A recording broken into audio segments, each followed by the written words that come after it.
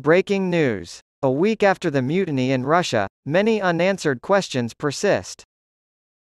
Press Association.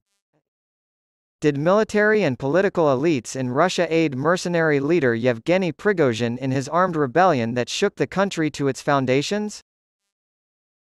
Key details about the uprising are still unknown a week after it posed the most serious challenge to President Vladimir Putin's rule in over 2 decades. The future of the Russian defense minister they attempted to oust, as well as the fate of Prigozhin and his Wagner private military forces and the deal they got from the Kremlin, are all shrouded in mystery. Finally, and perhaps most importantly, is Putin capable of addressing the vulnerabilities that were exposed by last weekend's events? Had Prigozhin inner helpers? Some have speculated that Prigozhin's rapid advance on Moscow on June 24 and subsequent takeover of military facilities in the southern city of Rostov-on-Don required collusion on the part of some members of the military brass.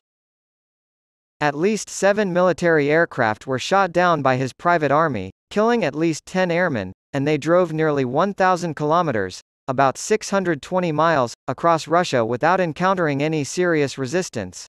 According to Prigozhin, the group got within about 125 miles, 200 kilometers, of Moscow before he ordered them to turn back per an agreement brokered by Belarusian President Alexander Lukashenko. His private contractor force, the Wagner Group, and he were granted amnesty under the terms of that deal, allowing them to relocate to Belarus. Senior military officers may have supported his effort to remove Defense Minister Sergei Shoigu and Chief of the General Staff, General Valery Gerasimov, according to some Kremlin watchers. Or they decided to wait things out for the time being. According to Carnegie Endowment analyst Mikhail Koman's commentary, the Wagner mercenary boss was counting on solidarity from senior army officers, and since the mercenary leader came close to reaching Moscow without encountering any particular resistance, Wagner may not have been completely mistaken. It's entirely possible that by the start of Heisemark for Justice, Prigozhin believed he would find solidarity among many officers in the armed forces, and that if his uprising was successful, they would be joined by certain groups within the ruling elite. The Russian police force may share this view. Bloggers within the armed forces claim that probes were underway to determine if any officers had sided with Prigozhin. 2 sources familiar with the situation told the Associated Press that U.S. and Ukrainian intelligence estimates indicate that General Sergei Surovikin, a senior military official with longtime ties to Prigozhin, has been detained. Surovikin's whereabouts and legal status remain murky. Some border guards, according to Russian military bloggers, were accused of not resisting Wagner's convoy as it entered Russia from Ukraine, and some pilots may also face charges for failing to stop the convoy's progress toward Moscow. However, those claims were never verified and there was no official confirmation.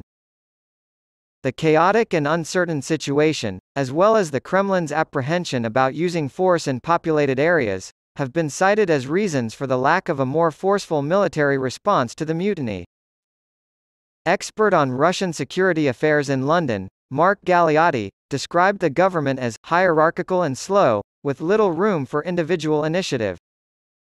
He continued, in that setting, people would simply not be willing to act without direct orders, either because they feared being hung out to dry if they guessed wrong, or else because, in fact, they had a certain sympathy for Prigozhin. According to pro-Kremlin analyst Sergei Markov, the downing of several Russian military helicopters at the hands of the Wagner forces likely changed the minds of some Russian soldiers who were initially hesitant to confront Prigozhin. An uncertain future and uncertain agreement. The agreement that ended the mutiny remains a mystery. The Russian government's top spy agency initially investigated Prigozhin for his role in the rebellion, but as part of the settlement, they agreed to drop the charges. Few details have been made public, but Putin, Prigozhin, and Lukashenko have all described it as a compromise designed to prevent bloodshed. Prigozhin and Wagner's futures are also up in the air. Putin has offered contracts with the Defense Ministry to non-mutinous mercenaries, retirement, or relocation to Belarus. However, it is unclear how many will accept these offers or if the mercenaries will remain a unified force. Prigozhin may not feel completely safe because Lukashenko is notorious for his harsh rule and receives political and financial backing from Putin.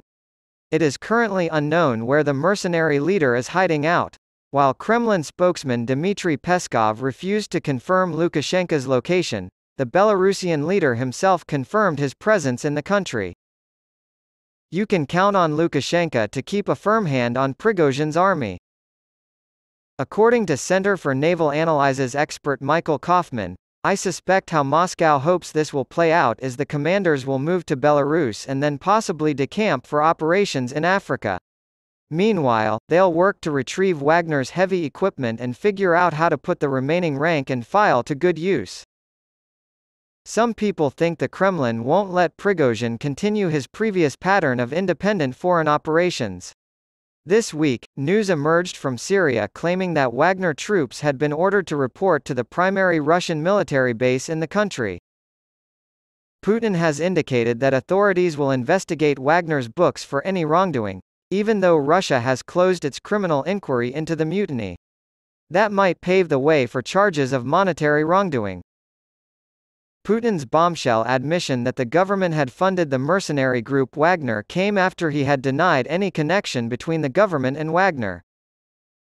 It turns out that Vladimir Putin actually paid for the mutiny with taxpayer money, analyst Andrei Kolesnikov wrote.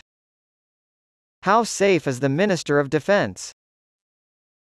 Prigozhin intended to remove the top military leaders, including the defense minister, but some believe Shoigu will come out of this stronger. With Prigozhin and Wagner out of the picture, Putin is now immunized against a similar mutiny and any sort of experiences with private military companies, according to analyst Tatiana Stanovaya, but Shoigu seems to be the main beneficiary. She opined that Shoigu could use the confrontation to silence any dissenting voices in the high ranks. Komen of the Carnegie Endowment, however, argued that Prigozhin's mutiny revealed the scale of the crisis within the Russian armed forces, which are disillusioned by constant failures and tired of war, and within the military and security elites. More challenges to established authorities might follow. There is little doubt that the Wagner boss will not be the last challenger to square off against Shoigu and his allies and seek to capitalize on the unspoken but growing resentment within the Russian armed forces, as Komen pointed out, when senior and mid-ranking officers effectively respond to an armed mutiny with a "go slow" strike. There is also some uncertainty about the future of Russian military contractors. Putin's former top aide Vladislav Surkov has argued forcefully that private armies like Wagner's pose a major threat to Russia's integrity because they could transform the country into a Eurasian tribal zone.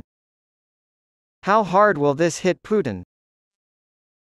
A battle for Moscow that could have thrown the country into chaos was avoided thanks to the quick deal with Prigozhin, but the crisis exposed shocking weaknesses in Putin's government. Putin, realizing his reputation had taken a hit after his clumsy handling of the mutiny, quickly embarked on a series of actions designed to restore it. The swift suppression of the uprising, according to state television, only strengthened Putin's hand. At a Kremlin ceremony resembling the pompous military rites of the Russian Empire, he addressed army troops and law enforcement officers. On the Islamic holiday of Eid al-Adha, he visited the city of Derbent in the predominantly Muslim region of Dagestan. He walked through crowds of people who were cheering for him, shook hands with some of them, and even posed for a photo, which was highly unusual for a leader who had been so guarded about making personal connections during the coronavirus epidemic. Putin seemed to be trying to put the rebellion behind him by shifting the conversation to more upbeat topics like the growth of Derbent's tourism industry and technological advancements. However, despite these efforts and the state propaganda machine's attempts to repair the damage, Putin's frailty and vulnerability have become plain to see. According to Stanovaya, this mutiny was so shocking that the regime appeared to many as near to collapse, which is damaging to Putin's reputation among the political elite. On the other hand, Sergei Lavrov, the foreign minister, denied on Friday that the failed mutiny showed Russia's weakness.